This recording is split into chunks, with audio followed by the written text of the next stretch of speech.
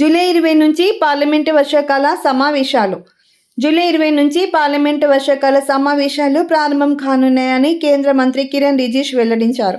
August 13 వరకు ఈ సమావేశాలు కొనసాగుతాయని చెప్పారు. జాతీయ ప్రాముఖ్యత కలిగిన అంశాలపై అర్థవంతమైన చర్చలు, నిర్ణయాలు ఉంటాయని పేర్కొన్నారు. ఈ మేరకు ఆయన ఎక్స్ వేదికగా పోస్టు చేశారు. ఈ సమావేశాల్లో దేశానికి సంబంధించిన కీలక అంశాలపై చర్చిస్తామన్నారు. మొత్తం 4 వారాల పాటు జరిగే ఈ సెషన్లో 19 రోజుల పాటు సభా కార్యకలాపాలు జరగనున్నాయి. గత పార్లమెంటు బడ్జెట్ ప్రత్యేక సమావేశాల తర్వాత జరగబోతున్న ఈ దఫా పార్లమెంటు వర్షాకాల సమావేశాలలో పలు కీలక బిల్లులను ప్రవేశపెట్టేందుకు కేంద్ర ప్రభుత్వం సిద్ధమవుతోంది.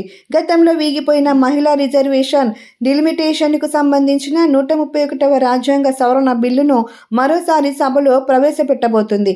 దీంతో పాటు తీవ్రమైన నేరాలకు సంబంధించిన కేసుల్లో ప్రధానమంత్రి, ముఖ్యమంత్రులు, మంత్రులు వరుసగా 30 రోజులకు మించి జ్యుడిషియల్ కస్టడీలో ఉంటే వారి పదవులు వాటంతట అవే రద్దయ్యేలా నిబంధనలు తీసుకొచ్చే 130వ రాజ్యాంగ సవరణ బిల్లును ప్రవేశపెట్టాలని ప్రభుత్వం భావిస్తోంది. అలాగే దేశవ్యాప్తంగా తీవ్ర చర్చనీయాంశంగా మారిన ఒకే దేశం ఒకే ఎన్నిక బిల్లు కూడా కేంద్రం అజెండాలో ఉండే అవకాశం ఉంది.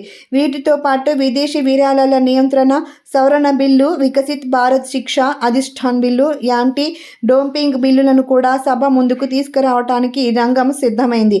సుప్రీంకోర్టు న్యాయమూర్తుల సంఖ్యను పెంచే ఆర్డినెన్స్ స్థానంలో కొత్త బిల్లుతో పాటు వేతన నియమావళి, కార్పొరేట్ల సెక్యూరిటీస్ మార్కెట్ కోడ్లకు సంబంధించిన ప్రతిపాదనలను కూడా ప్రభుత్వం ప్రవేశపెట్టే సూచనలు కనిపిస్తున్నాయి.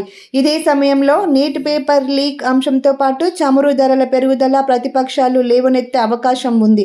ఈ నేపథ్యంలో వర్షాకాల సమావేశాలు చట్టసభల్లో అధికార ప్రతిపక్షాల మధ్య వాడివేడిగా సాగుతాయని రాజకీయ విశ్లేషకులు భావిస్తున్నారు. మరోవైపు పార్లమెంటు వర్షాకాల సమావేశాలు అటు ఎన్డీఏ కూటమికి, ఇటు ప్రతిపక్ష ఎన్డీఏ కూటమి బలాబలాలలో కీలక మార్పులకు వేదిక కానున్నాయి.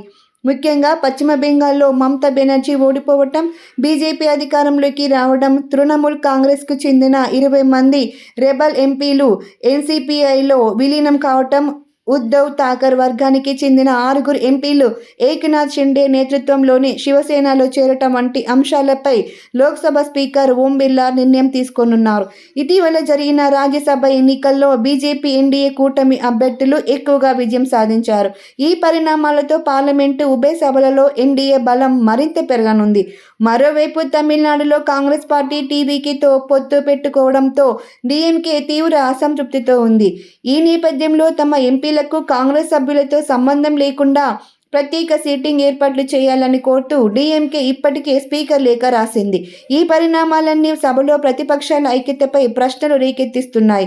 పెరగనున్న ఎన్డీఏ బలం నేపథ్యంలో రాజ్యాంగ సవరణ బిల్లుల ఆమోదంపై ఈ దఫా కేంద్రం భారీ అంచనాలు పెట్టుకుంది. ఇందుకు సంబంధించి తెర వెనుక సంప్రదింపులను సైతం కేంద్రం పూర్తి చేసినట్లుగా వార్తలు వెలువడుతున్నాయి.